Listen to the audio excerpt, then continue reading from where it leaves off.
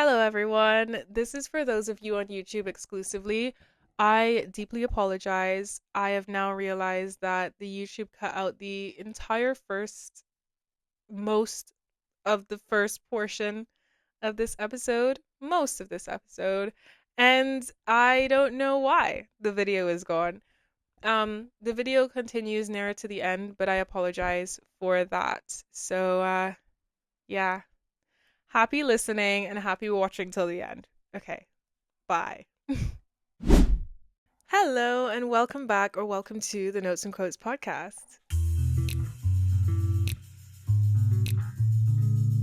If this is your first time, welcome to the community. I'm very happy to have you here, and it's going to be such a fun episode because I am really, really invested just personally in this topic. Mind you, I have no formal training. I am not an expert.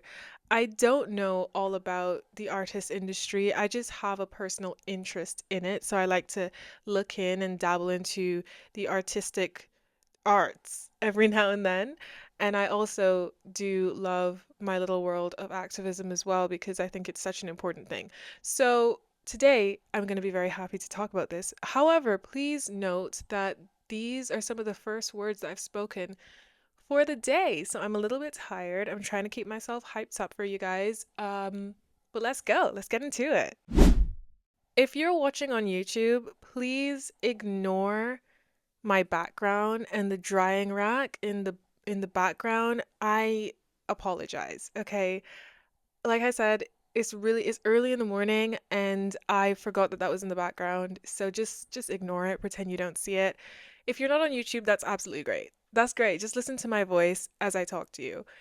By the way, I'm just going to take this as an opportunity to say that if you guys want to, you can fill out the listener survey that we have in the show notes. It takes less than a minute to do and it helps me figure out what you like about these episodes, what you don't like, what you want to see, just how I can build the best possible podcast for you guys. So that would be great. And if you want more, you can check out our socials because we're on Instagram, LinkedIn, TikTok, and YouTube. Okay, that's it. Now let me get into the topic. So, the first thing I have to do for you guys is tell you guys the quote of the day. So, the quote of the day comes from Edgar Degas, who is an artist himself. He says, "Art is not what you see, but what you make others see." And I absolutely love that. I think there's such a power in art and just the arts in general. And when I'm talking about art, I'm not talking only about paintings and drawings. I'm talking about literature, I'm talking about movies and film and theater and music and fashion, everything. Art has such a power to it. It's something that resonates with everyone in society, no matter your class, no matter your background, no matter your culture, no matter where you come from. Art is something that can speak to all of us and it transcends language and it transcends age and it transcends everything. And I think that that is something that is one of the most beautiful things about art. And it's also why it ends up being a very powerful force for activism because activism in and of itself is just the act of saying no to something. It is protesting something in society or in your personal life that you feel is wrong and needs to be stood up against. And sometimes words just don't capture what you need to show people and what you need to say. And especially in an increasingly visual and digital age, words can sometimes get lost in translation. And I don't just mean throughout languages. Sometimes you can't communicate with every single person on earth because you don't speak their language. But I'm talking about just speaking to people that even speak your same language. Sometimes words just go in one ear and out the other, and people become very passive and apathetic to things because words just don't hit the same as they might have used to, or sometimes in general they just don't hit the same. Sometimes we need to see things to be able to feel them, and that's what art can do. Art makes you see things that you want to make others see. So I think that the quote is very apt and very spot on today. First off, I'm just going to tell you how this episode is going to go. So we are first going to touch a little bit on the history of protest art and art activism, and then we're going to go into some examples and we're going to talk about not only, like I said, not only painting and drawing, but also all the other aspects of art, except for architecture. I haven't touched on art. I'm not going to be touching on architecture today, but all the other aspects of art that can encompass activism in ways that bet I I would bet money that there's at least one thing in this episode that you did not realize is art as activism. And I can't wait to share it with you because when I was doing the research for this, I was very excited and very enthralled and everything. And I had to stop myself from adding more examples because then the episode would be hours long. So, for those of you who don't necessarily know what protest art is, protest art involves creative works grounded in the act of addressing political or social issues. Art is a medium that is accessible to all socioeconomic classes and represents an interactive tool to shake up society. So that is protest art. I got that from an article. That's not just me saying that. I did paraphrase it a little bit, but I got it from some of the research that I did. And I mean, it really just kind of emphasizes what we said just now about how art can touch everyone in so many intricate ways. And that's what the power in it is. And due to the expressive nature of art, artists are often classified themselves as activists because of that power to show people things that they may want people to see. A lot of artists that are also coupled as activists devote their talent in being able to produce art to certain causes that are near and dear to their hearts and actually end up shaking up society and changing social norms and changing people's perspectives. So let's touch on the history of protest art because it's been around for centuries and it's something that is not just a new phenomenon. So this information comes from Jess Bromovsky. She wrote an article where she was talking about protest art and the history of it and the power within it. So as she says, protest art dates back centuries. It goes back to things like the Civil Rights Movement, the French Revolution, slavery, and also has inspired modern day protest art as well. The first signs of art trying to challenge the status quo and inspire change was actually seen in ancient Egypt, where artists used their work to challenge norms and criticize the pharaohs and the ruling class. So that was already a first sign of art being used to try and shake up the norm of classism and segregating socioeconomic groups, which is really interesting as well. You can kind of see that in Egyptian art. If you look up Egyptian art, you can actually kind of see how the classes are differentiated. And then I'm sure that if you look up protest art in Egypt, you'll have a clearer vision of how those things were actually being showcased through the art that those people were doing at that time.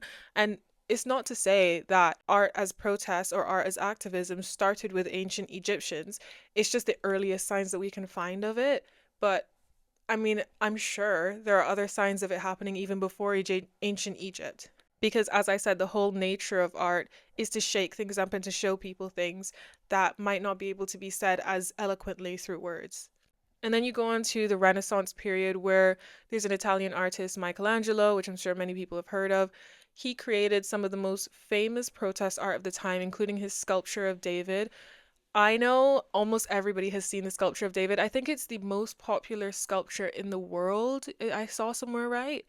It's that sculpture of a naked man with a bit of a small penis, and he's facing one, like his head is facing one way and his hand is over his shoulder. So that's the sculpture of David. And this sculpture is a symbol of resistance and it symbolizes civil liberties and independence in Florence, Italy at the time. And it was I think the way that the sculpture of David, the guy is facing, is like glaringly looking at Rome and challenging anybody to come fight us for our independence and civil liberties, basically just kind of resisting against their own rights or resisting to protect their own rights. And then you can even go on to Picasso. I think Picasso did a painting called, and I probably am pronouncing this incorrectly, Guernica, which protested the horrors of the Spanish Civil War. It's a really interesting painting. You can go look it up. But that's just another example of kind of historic artists that are very famous: Picasso, Michelangelo, and then I'm going to talk about Banksy as well because we love Banksy, just doing really interesting things with art in a way that says something, not just about the artist themselves, but about the society that the artist is living in. That's the whole nature of art. And then even in the World Wars and the Cold War, there were so many, because I can't touch on all of them, but so many different forms of protest art to emerge to resist against fascism and global conflict, because of course there was so much going on at that time. And even today, the world is a mess, so protest art is still raging on. And Jess Bravomsky, in her article, continues to say that protest art continues to evolve today as artists use their work to challenge issues such as climate change, inequality, and social justice. Street artists have become synonymous with the ethos of protest, with a notable artist being Banksy, who is known for his politically charged murals that challenge authority and inspire change. I think Banksy is probably one of the most powerful and influential artists that I have heard of. And I say that I have heard of because I as I said, I'm not an expert. I'm not an artist historian. I don't know these things, but Banksy is one that I have consistently heard about. And I'm so grateful that I was able to visit Bristol as well, which has a couple of Banksy's pieces too. I think when I think Banksy, the first thing that comes to mind is that painting that he did, The Girl with a Balloon, which I'm sure many of you have seen. If you haven't seen it, it's basically a little girl, it's almost a black and white painting, but the balloon is a red heart balloon, and it's just a little girl standing in the wind, and she has her arms stretched out to this red balloon, this red heart balloon that's blowing away, and it's just out of reach from her.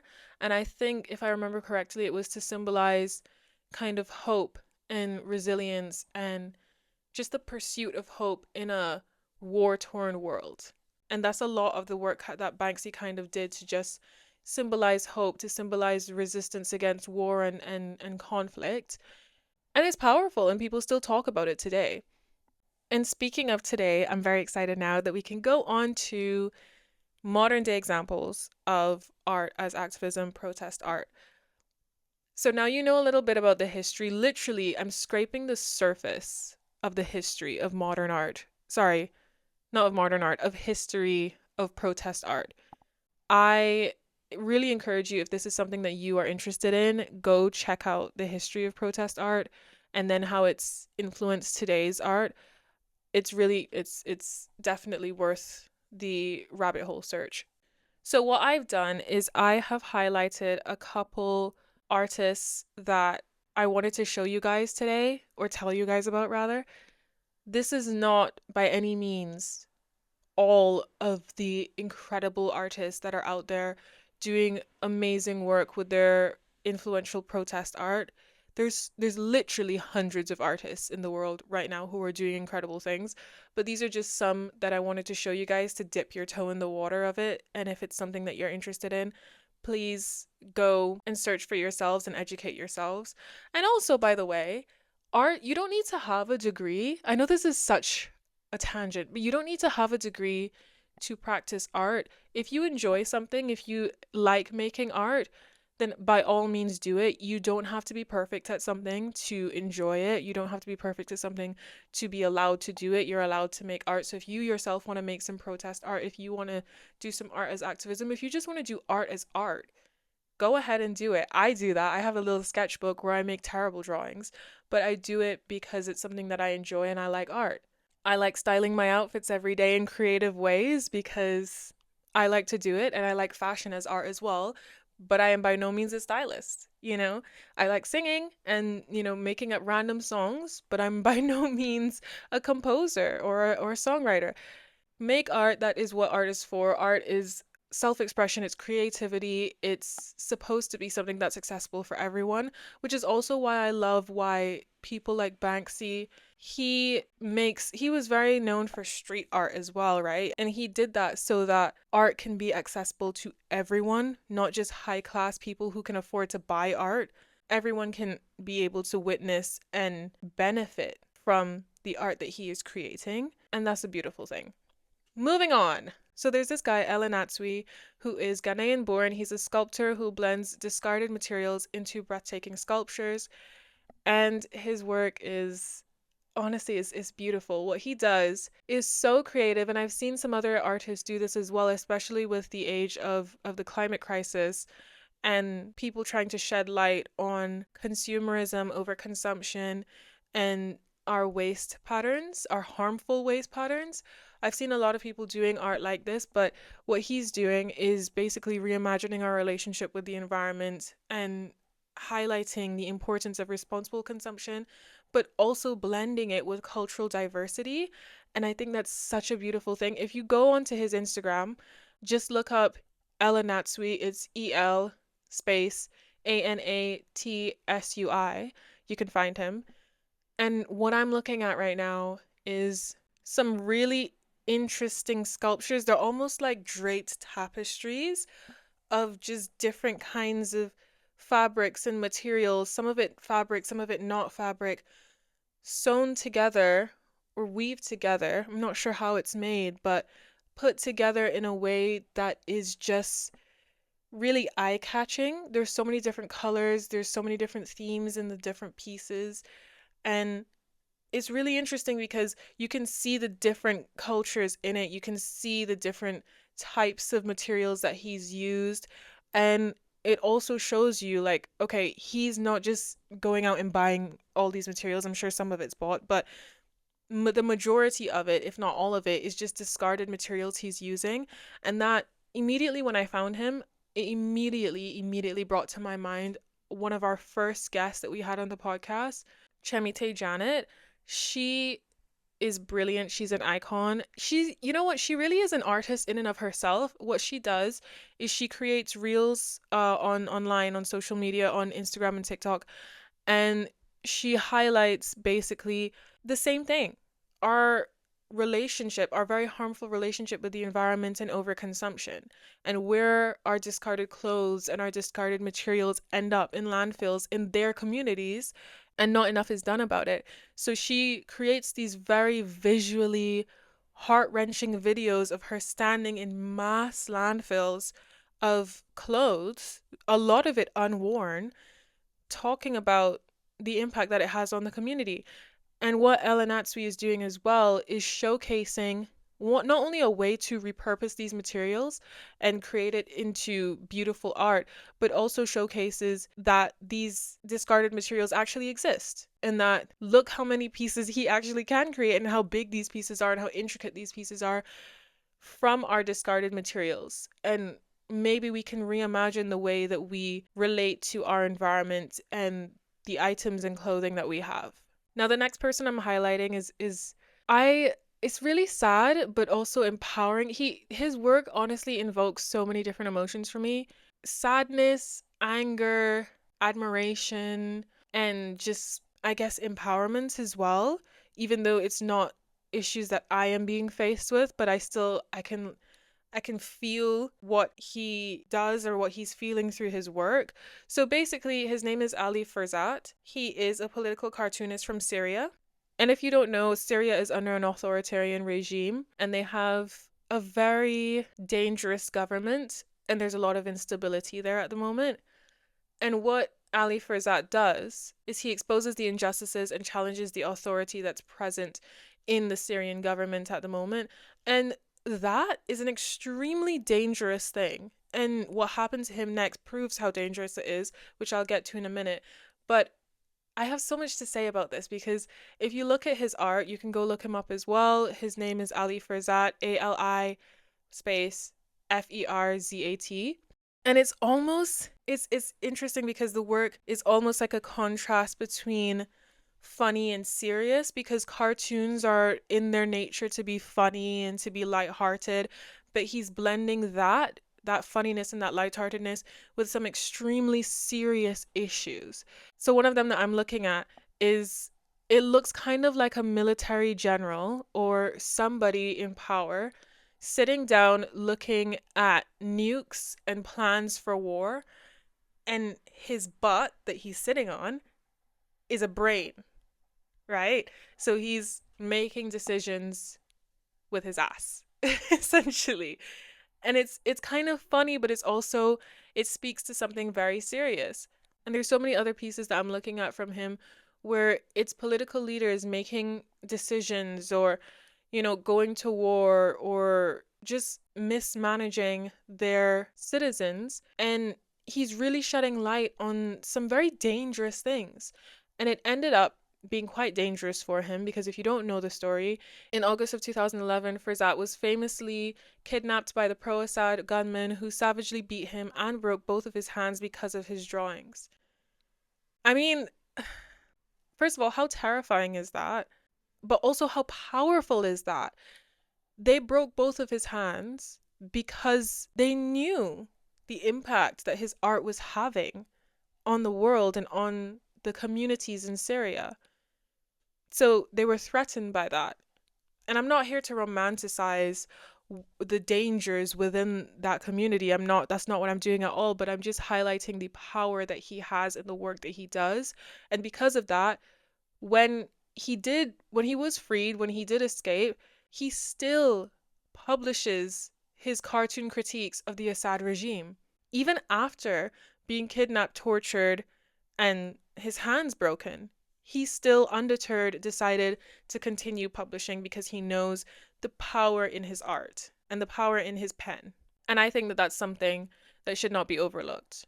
Now, like I said, art is not just paintings, it's not just drawings, it's not just the typical things that you might see in an art gallery, which, by the way, I love art galleries so much. I went to one in Manchester recently, and I think art is just an amazing thing. Oh my goodness. Before I go on to what I was going to talk about, the Manchester thing just reminded me, and I have to talk about this. So I was walking through and I came onto the activism section, essentially, like social justice. And I come in, I walk through the door, I turn to my left, and something catches my eye. It looks like formal government papers on the wall. And mind you, this is a room that's like a sea of massive paintings of like canvas art and sculptures and different things. And on one wall, there are two government documents. So I go over to them thinking that they might be instructions for, patrons of the art museum or gallery, but they're actually an exhibit. And what it was there was a section. So it's the two documents, and then in the middle of them, there's a blank canvas, and it says artist's work missing or something like that. And in the little description on the side, because every piece or exhibition has a little description on the side so you know what it's about, it says the story of the piece. So essentially, these two artists, I cannot for the life of me remember where they were from, and I hate that I don't remember where they were from. They were invited to the Manchester Art Gallery to display this exhibition of their work. And they were denied entry to the UK because there was no proof that they were actually going to return. They thought that they were going to become illegal immigrants into the UK. So they were denied a visitor's visa. And what they did, which I think is so badass, they basically copied, or I think it was the original documents. They sent the original documents of the visitor's visa denied to the Manchester Art Gallery, highlighting underlining in red ink the lines in which, the government of the UK said, this is why you've been denied and all this stuff. And they sent their individual documents. So that's why there were two documents on the wall. And then in place of the piece that they were going to send, they said the artist's work is missing. And then they just had like the North wrote at the top of the piece and the South wrote at the bottom of the piece. And then there's like a jagged line. And then it says across it, the North and South are still divided. I thought that was the most badass thing I've ever seen in an art gallery. Genuinely, I just stood there kind of laughing to myself because I was like, this is so badass. Everyone else, by the way, didn't seem to notice this piece because everyone's just, fascinated by the massive canvases of paintings and sculptures and stuff around, the things that you typically expect to see in an art gallery. And I'm just standing here by myself looking at this thing. I swear I'm so sad I didn't take a picture of it. I just think it was the biggest mistake of mine not to take a picture of it. And I was like, you know what? This is really sad, but I'm so happy that they did this because it really kind of says a lot. Anyway, moving on.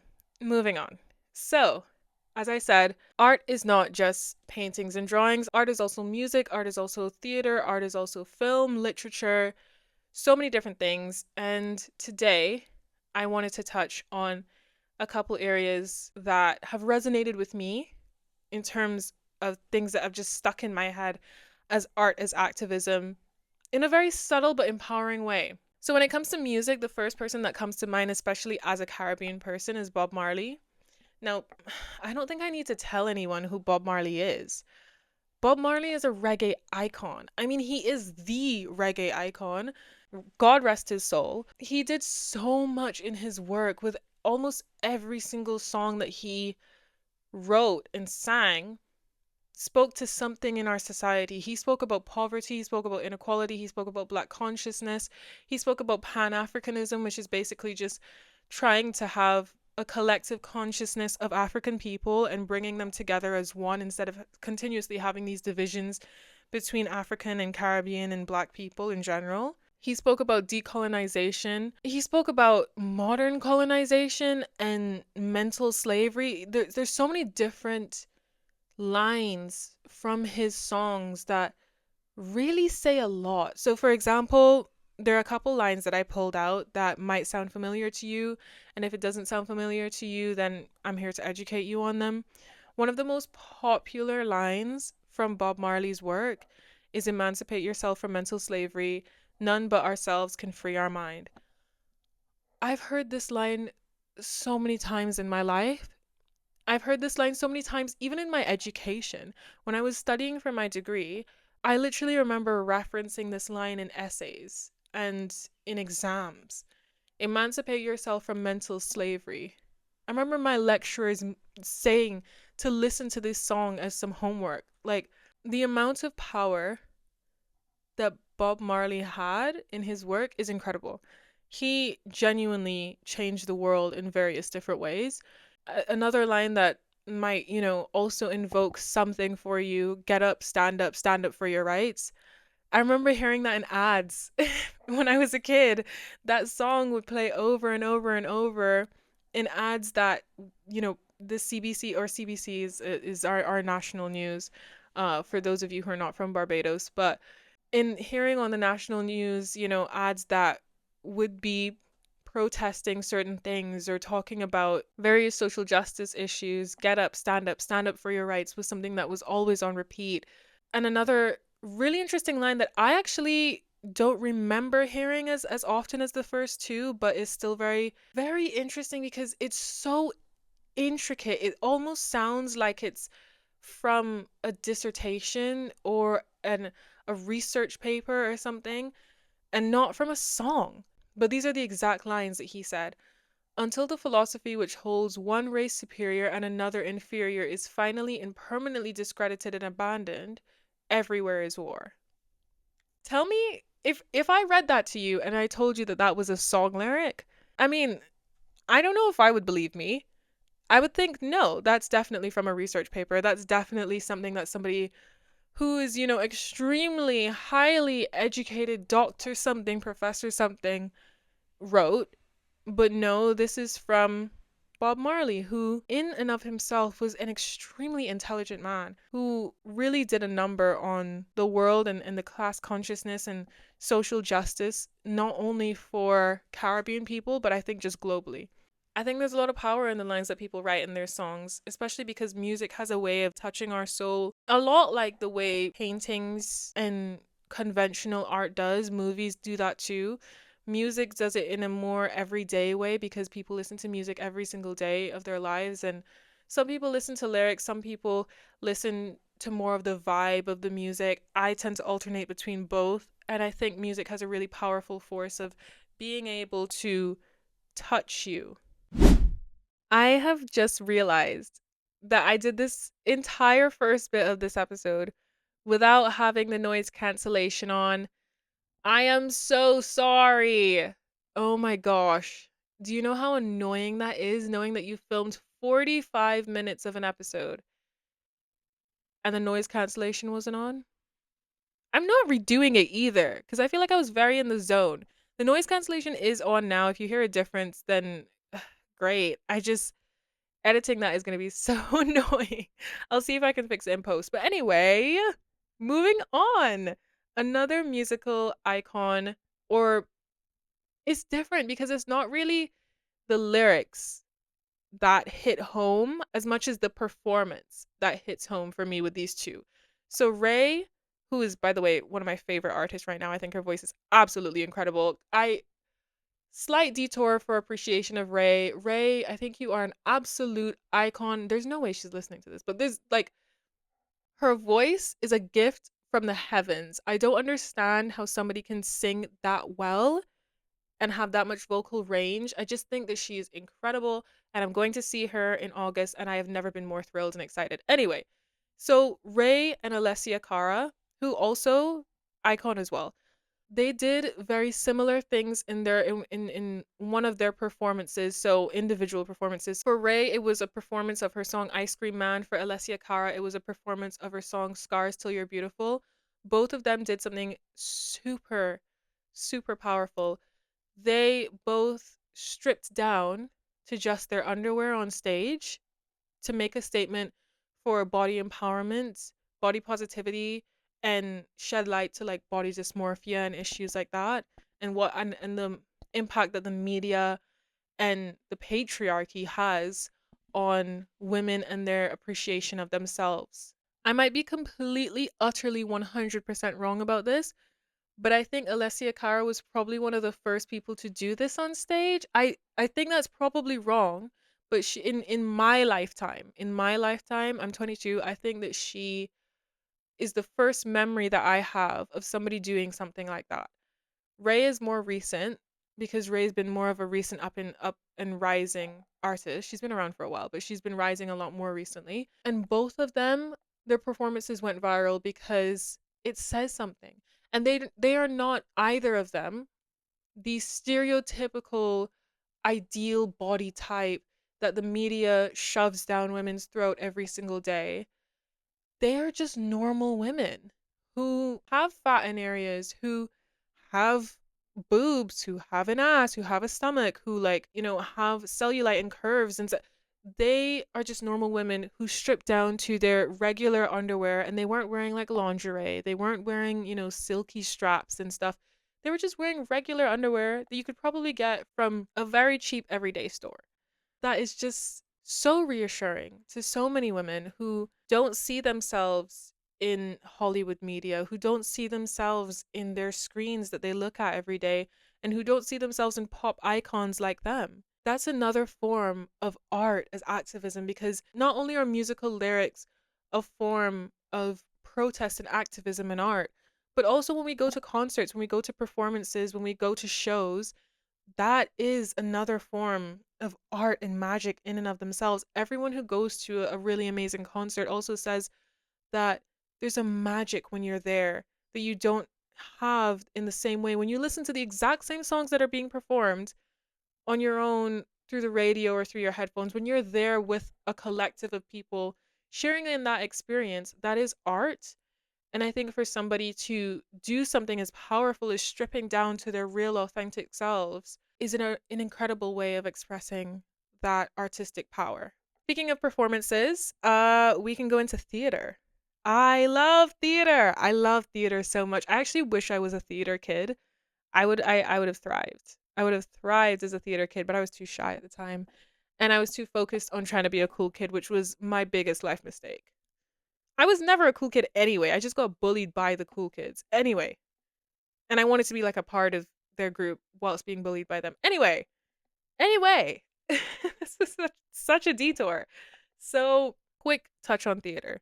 Because I'm not going to go too deep into it because I mean, almost every piece of theater that I've seen at least touches on some sort of social issue. I feel like almost all of them nowadays. Think about Wicked, think about Les Miserables, even stuff like Phantom of the Opera that touched on things like, discrimination. And then the one, but anyway, the specific one that I want to touch on is Two by one composer and one playwright icon, Jonathan Larson. Jonathan Larson is such a theatrical tragedy that did amazing work. He had an amazing life struggle and produced so much creative expression from his life struggles, and I think he had one of the most artistic lives that I can think of. So if you don't know who Jonathan Larson is, he's a composer and playwright. He wrote various different plays. There's Superbia, which never actually got put on Broadway or stage, but is one of his first.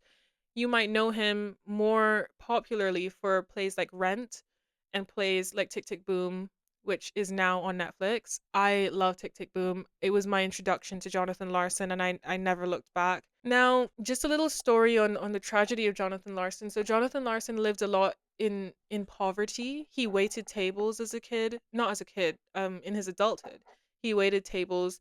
He lived in poverty, and that's not really the tragedy. The tragedy comes in the fact that he spent all those years of his life struggling and fighting and clawing his way to becoming a successful Broadway playwright. That was his dream. And he finally wrote his most successful play, Rent, which he unfortunately never got to see on stage because the day of its first screening, or the day of its first, I think it was a dress rehearsal or something, he died from an aortic failure, which was utterly preventable. I think he went and got things checked because he was complaining about chest pain, but it was never fully properly checked. And then he died at 35 in his apartment the day before his play went to stage.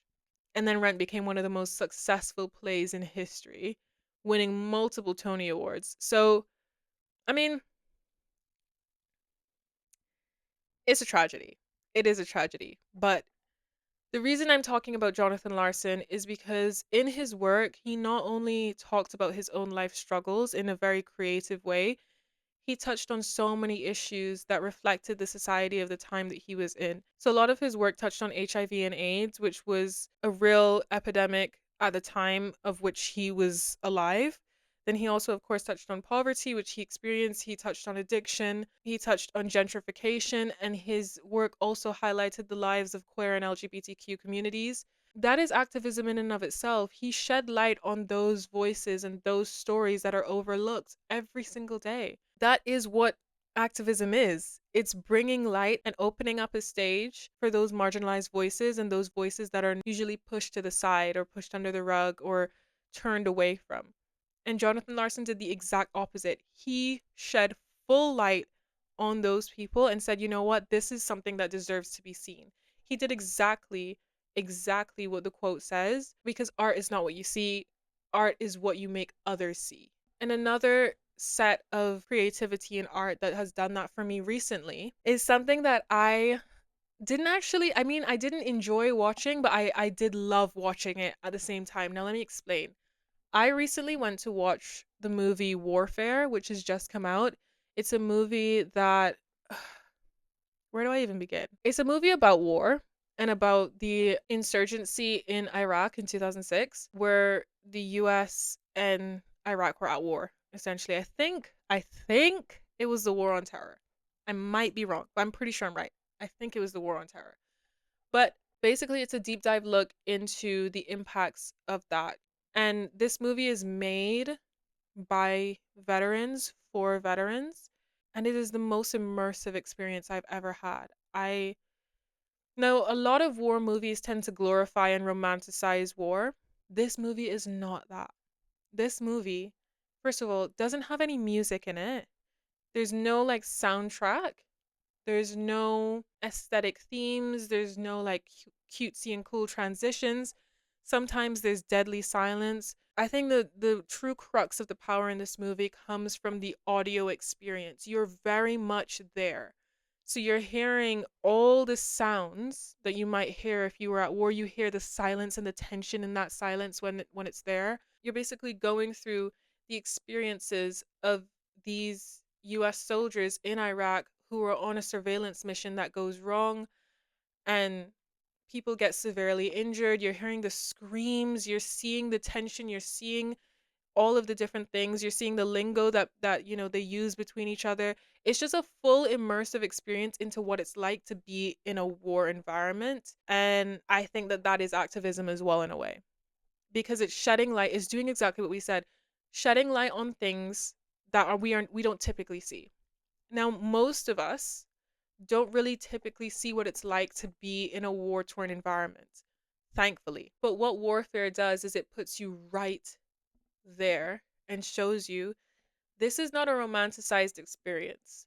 This is an experience that is absolutely horrific and impacts everyone, from the communities that are there, that live in the environment, to the people who are forced to experience it, to the soldiers that are there, and to their future lives, everyone is impacted in horrific ways. And I think that that is an inadvertent way of speaking out against war, and I really admire the creators of that because it was designed and directed by war veterans, and they even had the same, and it was a real story, by the way, as well. All of the movie is not fictional, it's from the veterans' memories.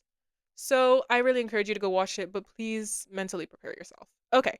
And then on a lighter note, we could look at movies that we grew up with. Disney, Mulan, Pocahontas, Brave, all of those, they touch on a lot of really social justice issues in very subtle ways that I think is really powerful and probably formed the foundation of my beliefs. So when we look at the ones I just mentioned, Mulan, Pocahontas, and Brave, all three of those touch on sexism and gender equality. If you think about it, Pocahontas, that doesn't only touch on sexism and gender equality, that touches on colonization and cultural diversity. Mulan touches on gender equality. Brave also touches on gender equality as well, with strong independent women breaking down gender norms and going into spaces that are usually refined for men. Both of them do that in brilliantly empowering ways. Hunchback of Notre Dame. Hunchback of Notre Dame is a beautiful movie, heart wrenching and beautiful movie that touches on racism, classism, and discrimination.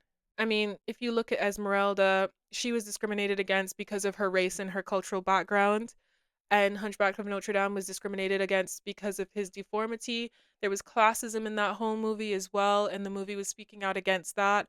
And these are kids' movies. These are kids' movies. Artist activism doesn't have any age limit, it starts from young.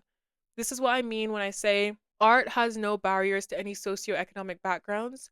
Art has no barriers to age. Art has no barriers to cultures or languages. Art is for everyone, and that's why it's such a powerful form of activism. Inside Out is one of the most recent kid movies that I think has a powerful force in speaking out for mental health. I think it's beautiful that we have a movie, or movies now because there's two, that talk about mental well-being and understanding and tapping into your emotions from a child.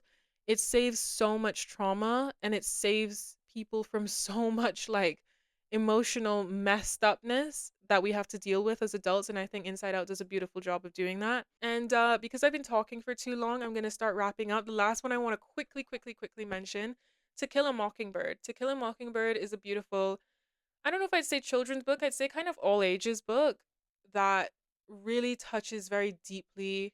Well, not really children's, because I think I read that as a teen, but young adult, young teen, and onward book that touches on racism, human rights, and social injustice.